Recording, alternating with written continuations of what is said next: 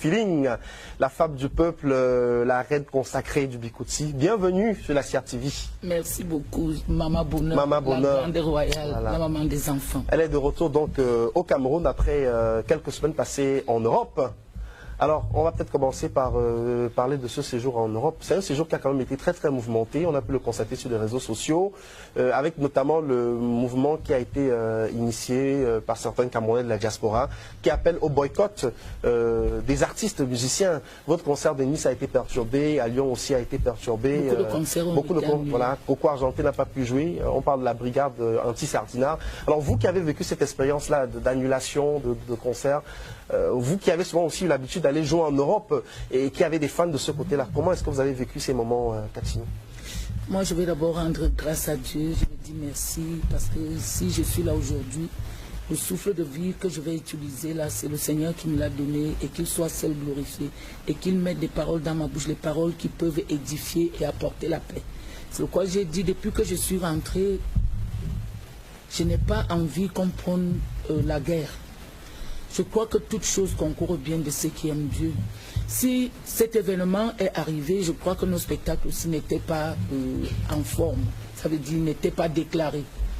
Je crois que ce programme a permis que nos spectacles soient déclarés. Et je crois qu'il y aura une solution. Moi, je ne juge personne. Et bien sûr, quand tu as un programme comme ça qui t'arrive, au départ, je me posais la question, peut-être les gens se posaient la question, mais pourquoi elle répond mal? Non, je n'ai pas répondu mal parce que je n'étais même pas au courant.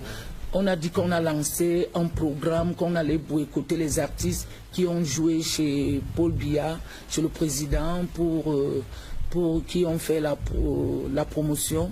Mais moi, je n'ai pas été au courant. Et puis, je n'avais jamais su que ça existait. Parce que l'artiste est libre de faire ce qu'il veut. Mais ce que je suis en train de dire, c'est que, bon, je crois qu'il y aura une solution. Je ne crois pas que ce programme peut être... Mais ça a quand même été dur, on a vu des images circuler sur les réseaux sociaux, ça a été très des insultes, des... Oui, ça a été... Bon, le reste, moi je dis, je suis une grande femme dans la tête. C'est pour mon élévation et peut-être aussi, on peut t'insulter, ça ne t'enlève rien. Moi, ça m'a rien enlevé, mais la personne même qui m'insulte, qui est mal à l'aise, peut-être quand on te fait du mal et que toi, personnellement, tu ne te reproches de rien, tu restes tranquille. Tu ne fais que ton travail d'artiste. Je ne fais que mon travail et en plus, les spectacles qui ont été annulés, parce qu'il y a Ben Deka qui n'a pas pu jouer, finalement il a joué hier. Il a joué hier, oui. mais avec... Avant ça, il n'a pas pu jouer, il y a Coco Argenté qui... Même hier, il a joué avec toujours les injures et tout. Mais ce que Est-ce que ça ne crée pas un malaise chez vous les artistes? Si aujourd'hui vous ne pouvez plus aller jouer en Europe, et on sait qu'en Europe quand même, c'est là où vous gagnez beaucoup plus d'argent parce que les cachets sont plus élevés de ce côté-là. Non, est-ce que ça ne crée pas... Attends, quand tu gagnes peut-être 1500 €, quand tu le convertis, ça fait combien? Hein? 1 million. Bon, je vais aller mourir pour 1 million. Vous n'êtes plus prête à aller faire des concerts en Europe? Non, si on m'invite, je m'en vais. Mais le problème, c'est que les gens qui organisent les spectacles, c'est eux. C'est la diaspora. J'ai compris que quelque part, il y a un racisme qui s'installe. Mais moi, je ne suis pas pour le racisme. Mais il faut dire la vérité. Les mêmes gens qui interdisent de faire les spectacles en ce moment, et c'est les mêmes qui organisent. Il faut dire la vérité. Il y a quelques, je prends un peu l'exemple, peut-être ceux qui organisent les spectacles, je crois qu'il y a Torpedo, qui n'est plus trop dans le système camerounais. Il y a le producteur de Ben hier, il le fait lui, il le fait 3 fois peut-être par an. Je crois que les promoteurs de la culture camerounaise en Europe, la diaspora, ils vont s'organiser pour qu'il y ait des spectacles.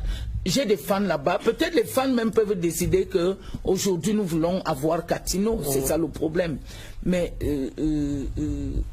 Catino, j'ai déjà atteint un âge Mais qu'est-ce qu'il faut faire pour sortir de cette situation? Parce que, voilà, est-ce qu'il fallait passer un message à ceux qui nous regardent aujourd'hui au niveau de la diaspora, vraiment un message de paix? Qu'est-ce qu'il faut faire pour sortir de cette situation de boycott des artistes? Parce qu'on estime quand même que les artistes doivent être libres de se produire où ils veulent. Qu'est-ce que vous leur dites maintenant que vous êtes revenus au Cameroun? Avec du recul, vous les regardez. J'ai même constaté quelque chose. C'est comme si c'est un problème Catino.